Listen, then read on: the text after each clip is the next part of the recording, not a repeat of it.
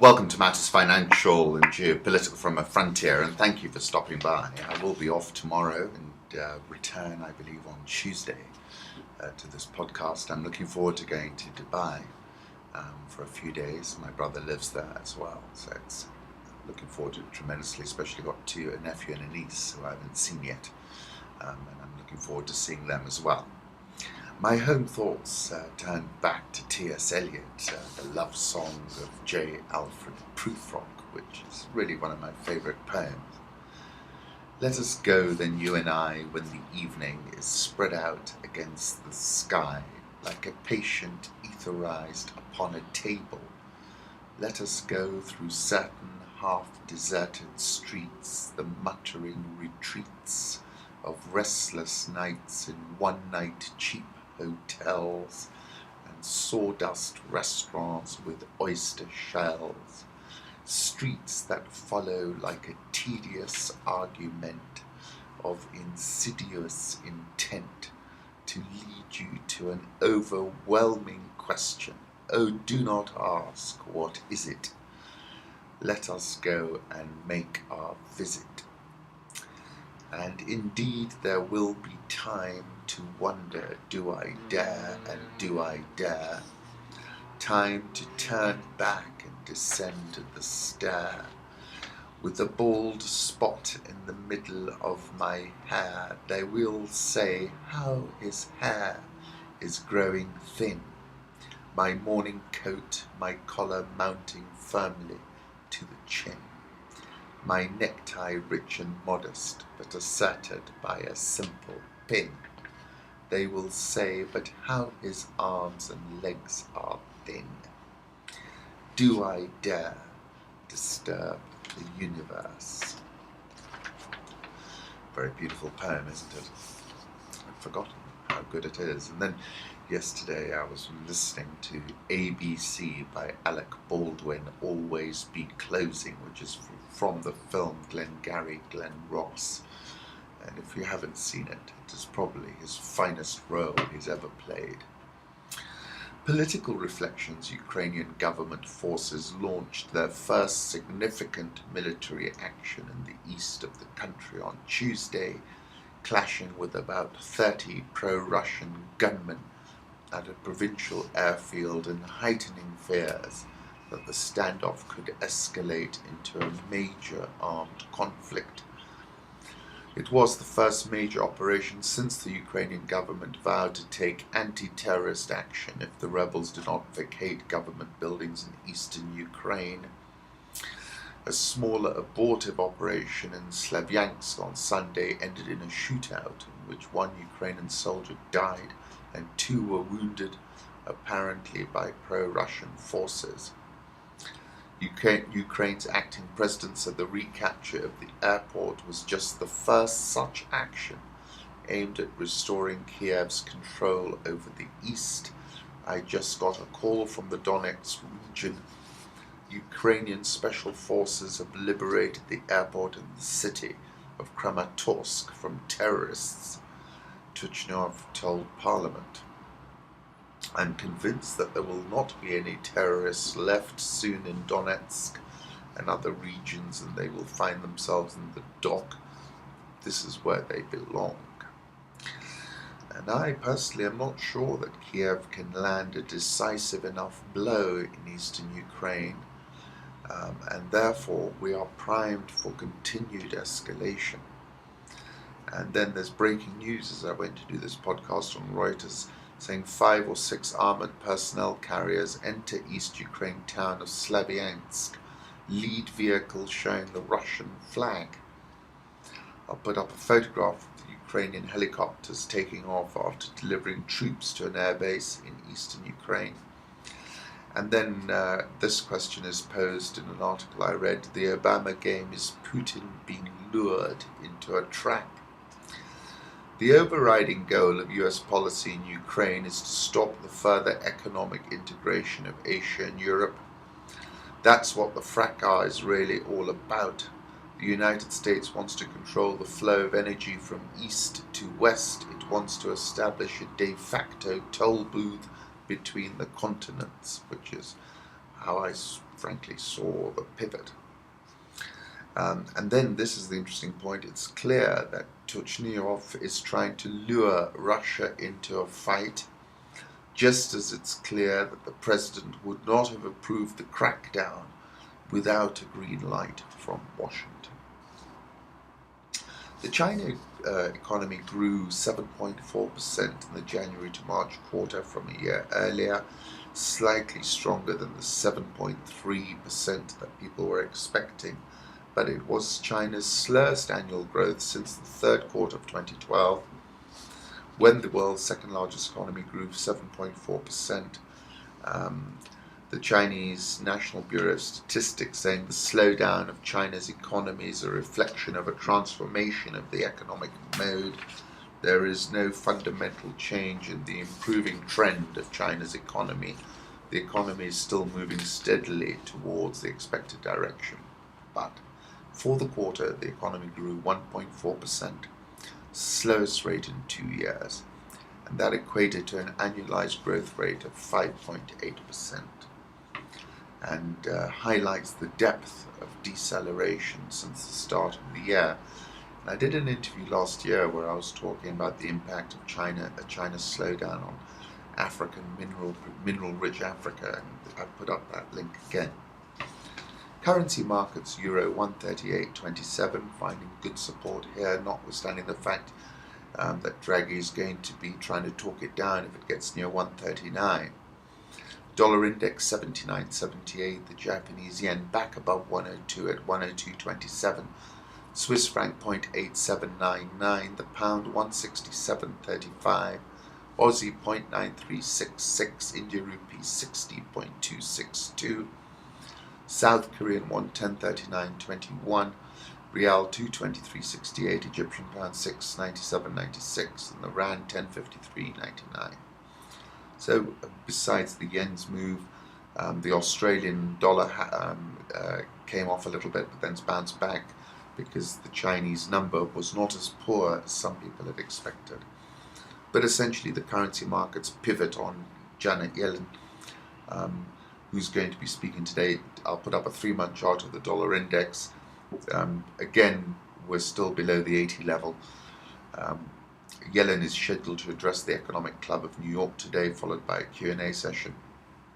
You will remember in March, she said that the central bank may start increasing borrowing costs around 6 months after concluding its asset buying program. But subsequently, minutes from the FOMC's latest meeting showed the central bank played down predictions by some of its own policymakers that interest rates may rise faster than they'd forecast earlier.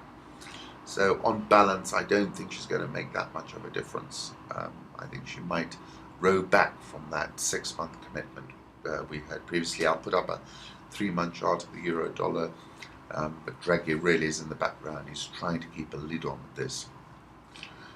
Gold fell sharply yesterday. It fell $27.20 to settle at $1,300. That was the biggest daily decline since December 19. I'll put up a 3-month chart, and I just do not see gold returning to that high we saw.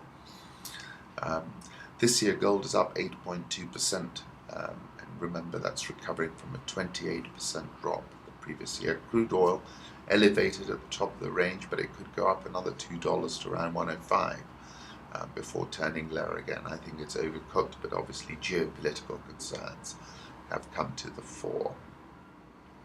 Eni, which of course made that huge discovery in Mozambique and very transformative for their business, has replaced the CEO and appointed Mr. Descalzi, whose background was in the upstream business, which suggests his promotion is a validation of Eni's current strategy, particularly its success exploring in frontier markets.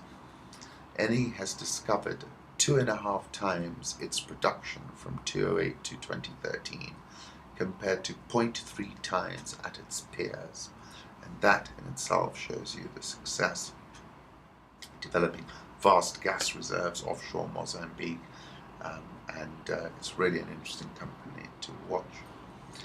Coming to sub-Saharan Africa, the leader of South Sudan's rebels, Riek Machar, has vowed to attack the capital, Juba, and target crucial oil fields, warning in an exclusive interview with AFP that the civil war will not end until the country's president is removed from power. If we are to remove the dictator, Juba is a target, oil fields are a target, he said on Monday in a secret location in the Upper Nile state. We are only resisting a regime that wants to destroy us, Machar said, adding he still hoped a moribund ceasefire deal signed in Ethiopia in January will be respected by both parties. Subsequent to that, I learned Bentiu town has come under attack. The SPLM faction, opposition faction led by Riek Machar, launched on Monday evening and Tuesday morning attacks on the capital of Unity State. Salva Kiir's troops and allied forces have controlled Bentiu for the last 3 months, ever since recapturing it from a defected army division in early January. But subsequently, I'm learning from Reuters that they have seized the capital and have warned oil firms to pack up and leave within a week. So it still remains very volatile. Again, I think we have a standoff here that neither side can really win this decisively, notwithstanding the fact that President Museveni intervened in what I think he probably thought was a decisive manner early. But I think it's going to be much more protracted than that, I'm afraid. Sudan has banned meetings of political parties unless they've been pre-authorized. Sudan's President Omar al-Bashir has issued a decree banning political parties from holding meetings without permission from the authorities, the official Suna news agency has reported. The decree comes just a week after Bashir assured a meeting of party leaders they had freedom to operate in the run-up to a national dialogue he has promised to hold to address urgent demands for change in his 25-year regime. The South African all shares up 4.65% in 2014. We've come off the top about 2 percentage points. Dollar Rand at 10.5285. I'll put up a 3-month chart. I think that's actually on balance more likely to trade at 10 than at 11. Right now, the Egyptian pound, steady as you like as it's been all year. The Egyptian stock market has popped its head back over 8,000, rallied 1.79% yesterday, and is back to being up 19.19% in 2014 in the best performing stock market in Africa. The Nigerian all-share firmed 0.59% and has narrowed this year's loss to 3.76%, which is interesting given the slew of news stories coming out of Nigeria. There's a report saying our security planning for the World Economic Forum on Africa is already well underway and will be the largest security operation ever mounted in this country for an international summit. They're holding that in Abuja, where they had that attack. The Economic Intelligence Unit is saying our forecast already highlights the threat of both intensifying violence in the run-up to elections and the risk that Islamist insurgents will attempt to spread their sphere of attacks, and that's the key risk right now. We would significantly downgrade our political and economic forecasts if the Islamists were able to launch an attack on the commercial capital Lagos, which seems to me predictable and predicted. And then we learned that suspected rebels abducted over 100 Nigerian schoolgirls yesterday. And I saw a report on a website. You'll have to go to Rich Wrap-Ups and click on the report. The headline is White Widow, Samantha Lewthwaite linked to Abuja bombing.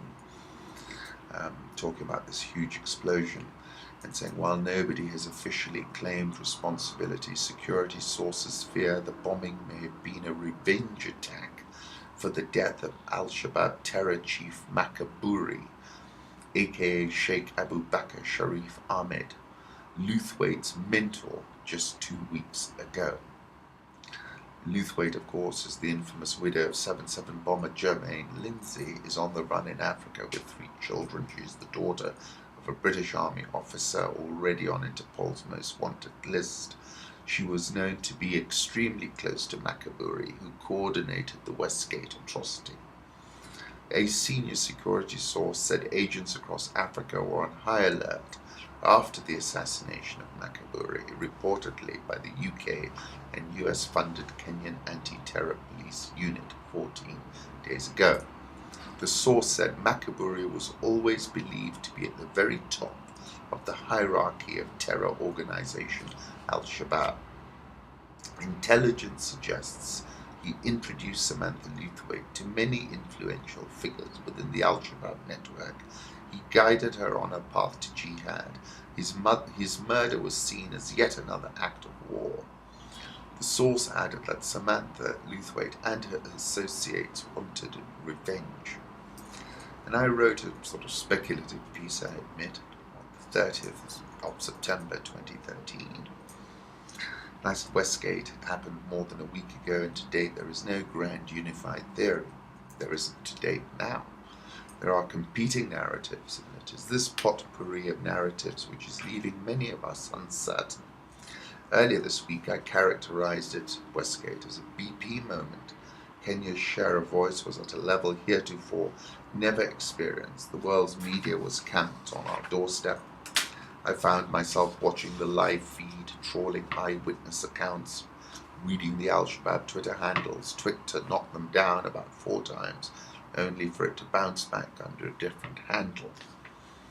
In fact, Al-Shabaab live tweeted Westgate, and the cabinet secretary's bona fides were undermined by the real-time rebuttals issued by Al-Shabaab and on Twitter.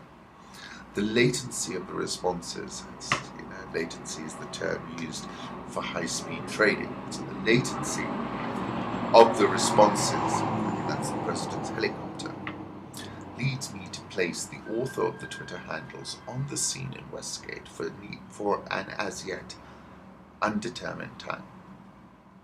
Numerous eyewitness accounts put a white woman at the scene, and a number of those accounts gave this woman a leadership role. That is his support helicopter.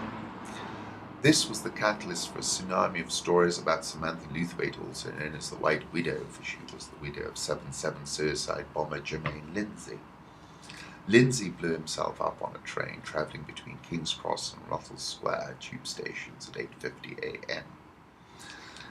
She was pregnant with her second child, a daughter, at the time of his death, and their first child, a son, was 14 months old.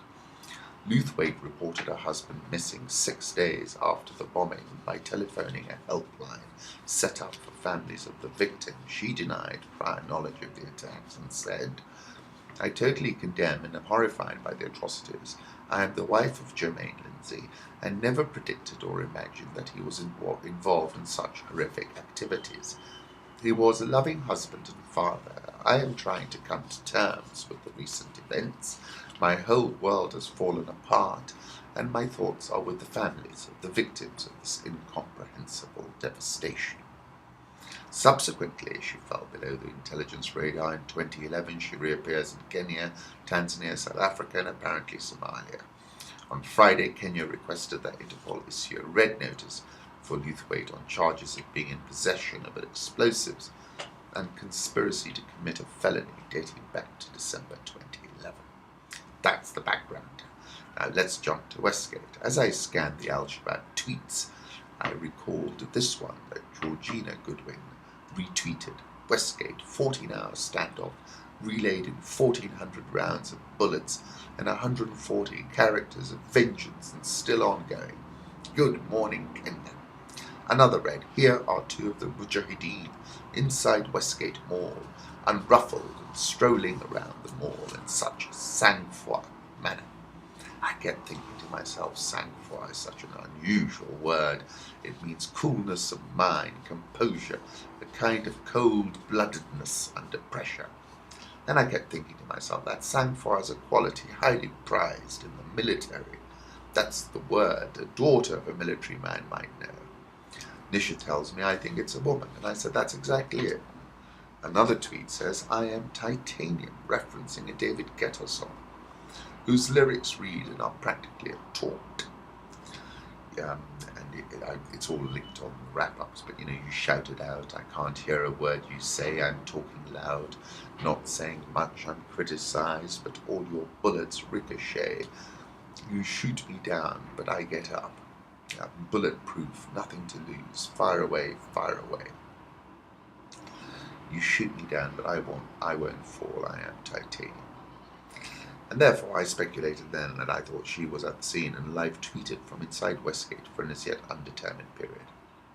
And I remember when my phone was stolen at Westlands roundabout, and he ran off, and I watched him, and I got out of the car to see where he went, and he went into a tunnel.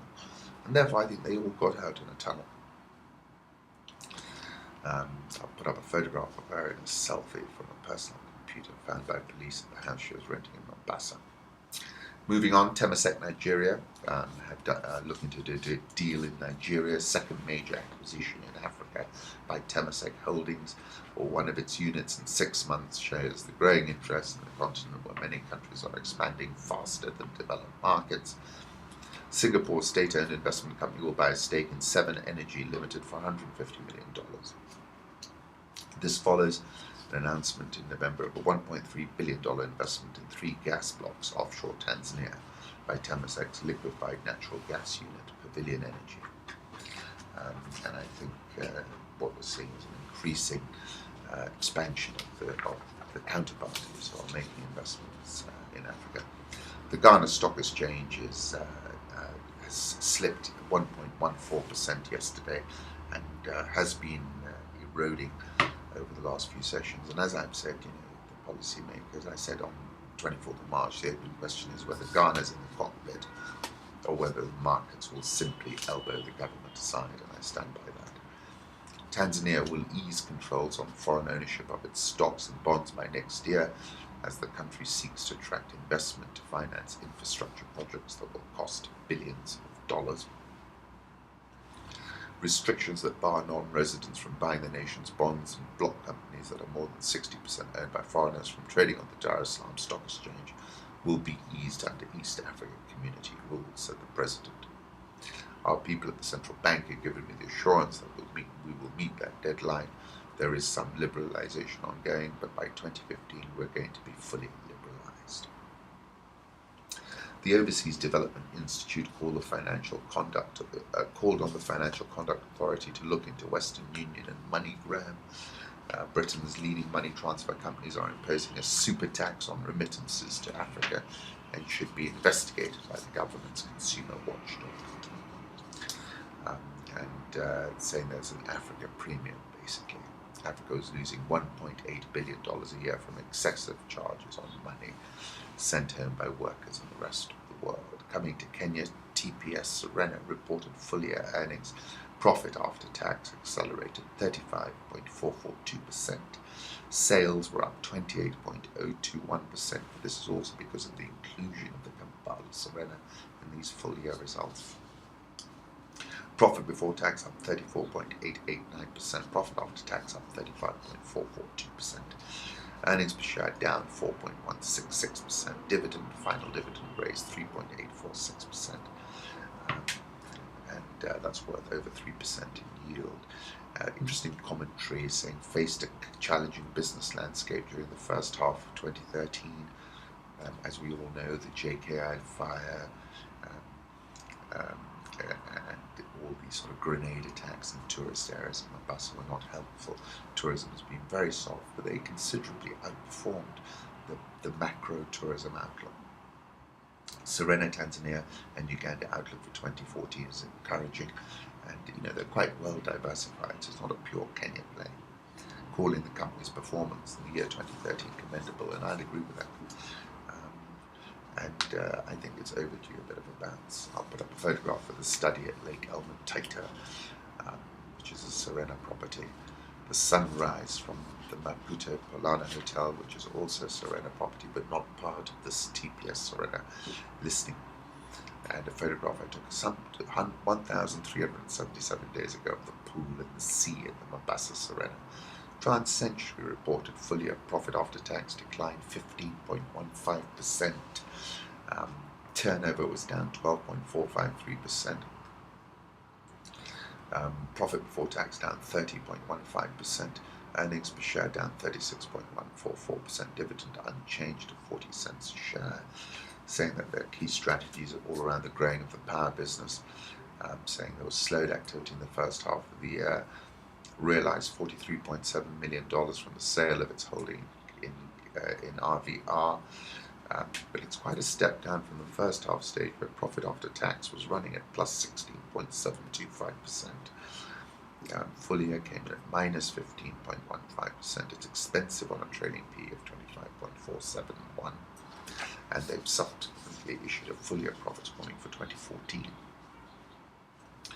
If you haven't read my piece about Times Media buying Radio Africa, the link is on which wrap-ups. The Kenya shilling just below 87, lost 0.3% to trade over 87 yesterday, with lowest intraday level since September 26. The Nairobi All Share rallied yesterday as well. It's now up 7.149% in 2014 and second best to Egypt. But really it's been riding on the coattails of Safaricom, which is plus 20.737% and going to set another record today. Safaricom's market cap is now $6.03 billion and accounts for 25.77% of the All Share, and really has been the precipitator of the move of the All Share to new all-time highs. But it's a very strong session at the stock market today. Safaricom, as I said, up 20.737% in 2014, and now within 2.962% of the target I spoke about a long time ago of 13.50.